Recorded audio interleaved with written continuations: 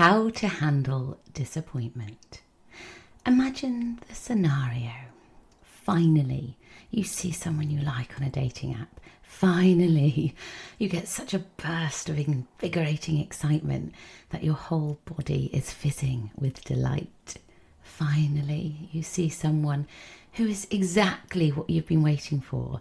You instantly forgive all of your dating nightmares because it's all been worth it. You've met someone who is right up your alley and you can't wait to get them right up your alley. Oi, oi. You connect, you start chatting. It's all going so well. You start to exhale, and in that sigh of relief, you begin to let go of all the anxiety you've been holding about the future. You begin to release all of the fear of ending up alone. You begin to believe that maybe, just maybe, you've met your person and they're even better than you imagined. Finally, it's time for you to be the one living your best life and falling in love. Finally, finally, finally. But wait, oh God, please, no. They've left you on red. They've stopped replying. They've ghosted you. They've blocked you. Your nervous system is howling. The tired, broken parts of you are screaming at the parts that had the audacity to hope, that recklessly dared to imagine this could be it. You feel so stupid, so discarded, so hurt, so angry, so dejected. You're sick of it all. How can anyone be expected to endure this dating gauntlet and survive intact? What would that stupid dating solidarity podcast say? Probably some annoying shit about loving yourself through it. What a load of crap. Fuck being positive. You just need to wallow and lick your wounds and probably give up altogether. You have officially reached your limit. Suddenly, you grab your phone and start a manic Hinge scrolling session, half to check if there's anyone else out there to beg for salvation from this pain, and half to prove that it's all completely pointless anyway. You have had enough. But what if I said there was a way to turn disappointment into relief? What if I said there's a way to feel better than you did before? Stronger, happier, and even more relaxed? There is, I promise you. Disappointment can be forged into power. Rejection can be the catalyst for profound confidence.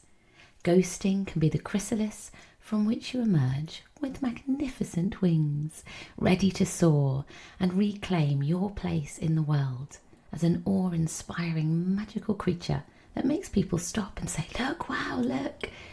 Are you ready? Let's go. Number 1, knock them off the pedestal.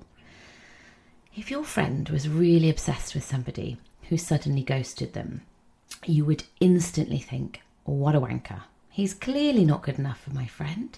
If he can't see how amazing she is, if he doesn't even have basic manners, what a rude twat. No one wants to fall in love with a rude twat. Clearly this idiot cannot see gold dust when it's right in front of his eyes. He's the one missing out. He's the one who will never get to enjoy everything that makes my friend one of the funniest, sexiest, brightest, most brilliant people I've ever met. His loss. She deserves someone who is literally obsessed with her and will do anything to make her feel safe and relaxed. This dweeb made her feel bad about herself. He's obviously not her person. Her person will make her feel amazing about herself. He'll jump at every possible chance to chat to her. He won't believe his luck. He'll pinch himself that he's the one that gets to spend time with her. He'll never take her for granted. Anyone who comes screeching to a halt for no reason shouldn't be allowed on the road. No one wants to marry a ghost. They give very unsatisfying head. Now, it's really easy to have this clarity and be this indignant for our friends, but it's harder to do this for ourselves because we are dealing with all the insecure voices that are telling us unhelpful things, untrue things that make us feel scared and disempowered. So let's take the power back. Let's turn down the panicky voices and crank up the grown-up, more reasonable voices. Imagine finding out something really unappealing about someone you like, some habit or belief they hold that instantly turns you off, some behaviour trait that gives you the ick so much that you just can't look at them the same way ever again. Ugh. This person did exactly that. They were rude, disrespectful, and unkind. Gross. No one wants to say, oh, my new boyfriend is so unkind. Oh, I'm so lucky to have met such an uncaring character who doesn't even believe in human decency. Oh, swoon, swoon. Knock this joker off the pedestal you put them on. They are not amazing and the best thing you've encountered. It was smoke and mirrors. Nothing real, nothing sturdy, nothing long-lasting. Just because they had some of the qualities you're looking for doesn't mean they were right for you. Someone can be funny, sexy, have a great job, and be a murderer. If you think of it that way, it's easy to remember that lots of people are funny and sexy with great jobs and never murder anyone. You definitely prefer to take your chances and wait for one of those ones. They're not rare, they're there. Your person is out there, and they don't want to see less of you. They want to see all of you over and over and over again forever. Your time is so much better spent moving towards love and enjoying your life than being messed around by someone who isn't right for you and never will be. Your person won't be on a pedestal because they'll be walking beside you, hand in hand, equals. And it will be so nice because you won't get neck strain and you can hear each other much more easily. So much less gets lost in translation when you're in step with someone. So in summary, this rude fishy was not the fishy for your long-term dishy. They were a jellyfishy with a sting. Ouch! It's time to pee on your leg and move on. Number 2, rejection is redirection. This saying will make even more sense in the future. Because in the future, you will not remember this nitwit's name. This nincompoop who ghosted you will just be an uncomfortable bump in the road on the way to your favourite person. Your person will make this person seem embarrassingly unappealing. Your person will be polite and wonderfully enthusiastic about spending time with you. But this person is useful. This rejection is useful.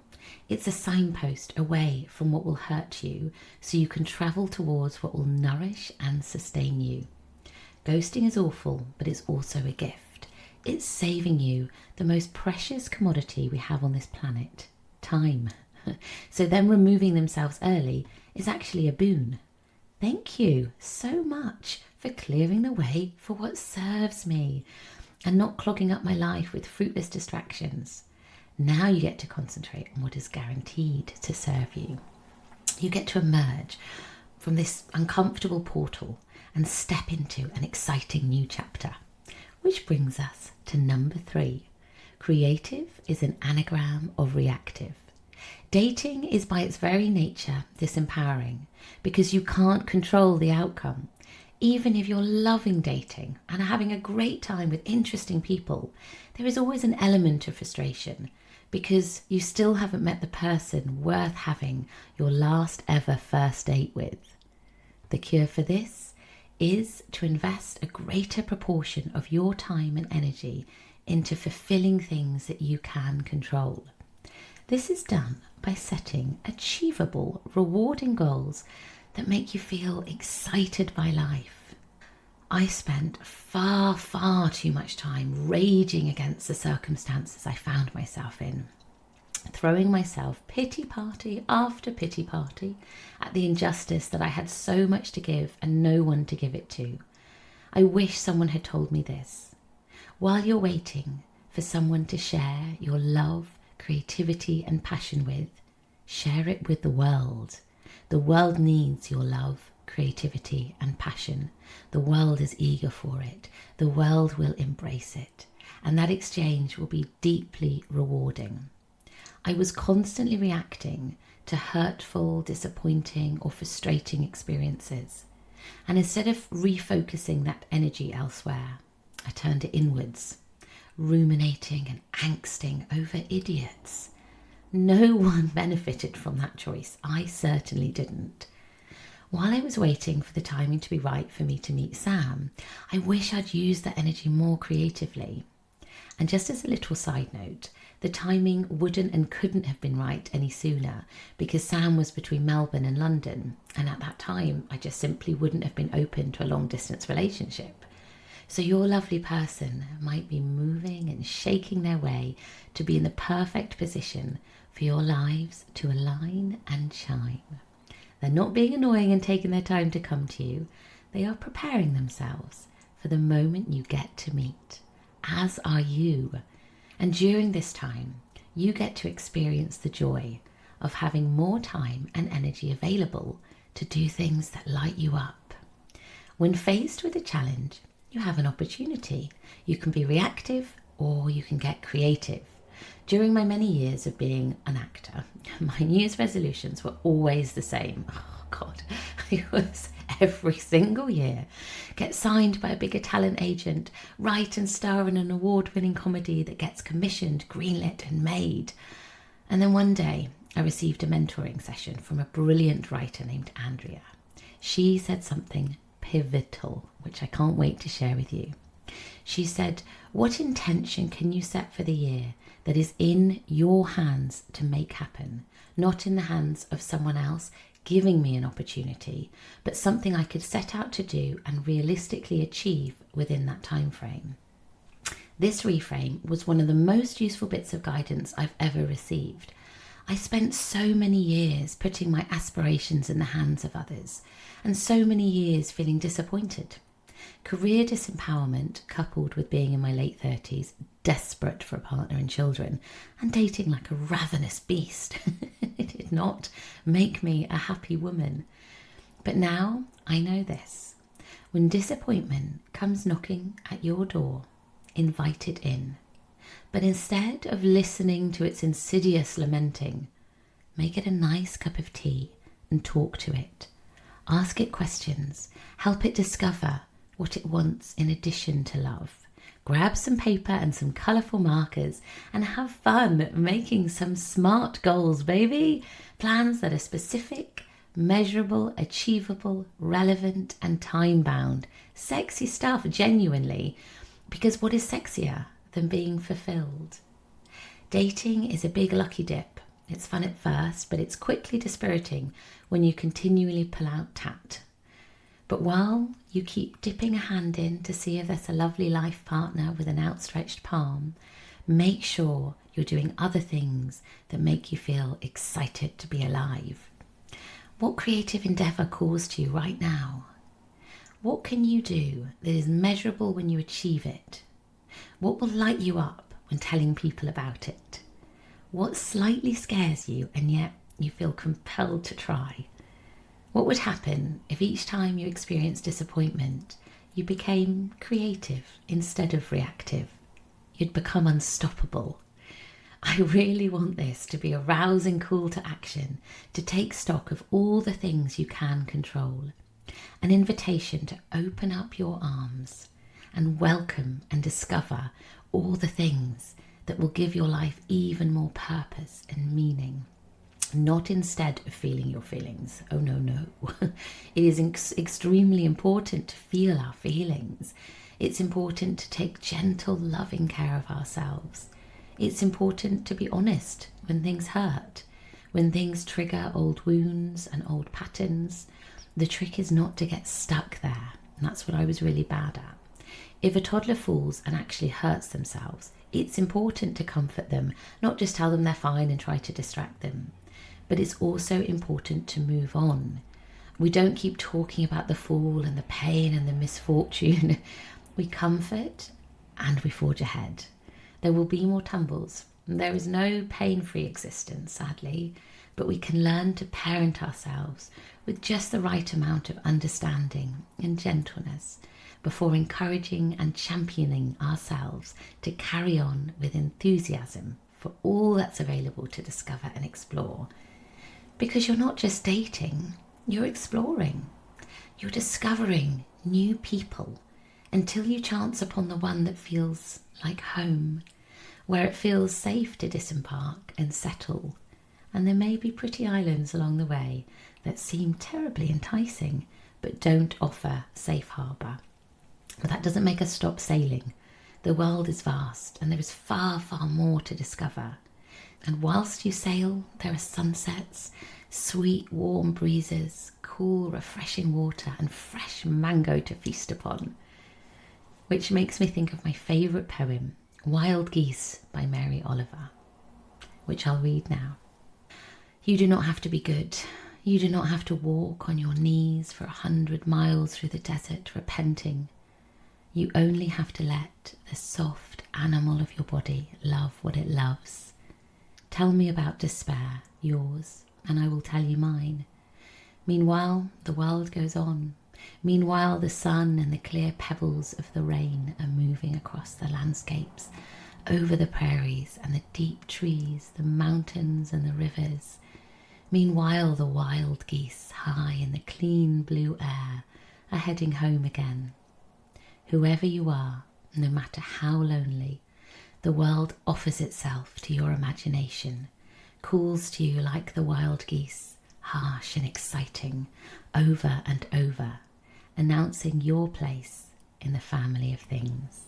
Oh gosh, I love that poem so much. We each have a place in the family of things. What's calling to you? Oh, I hope this has been useful. I would absolutely love if you share this with anyone you know that's dating. Subscribe and make a note to come back to it next time you're facing disappointment, or send it on to somebody next time they are. Meanwhile, I wish you such a good week. I always find that my episodes are stronger when inspired by a genuine question from someone in a current tricky situation. A friend sent me some WhatsApps about being ghosted and she was in such a bad way. And I gave her some advice, but I thought this needs to be thorough, more comprehensive. So I turned it into this piece of writing in this podcast. And I just feel like responding to real experiences is the stuff that is really useful. So please do feel free to send me a message on Instagram or on Substack, send me a voice note, and I can completely anonymously share your question in a private way and respond to it in a public way that's useful for other people too, with lots more detail. So yeah, please do send your messages in and take good care of yourselves. Have a great week.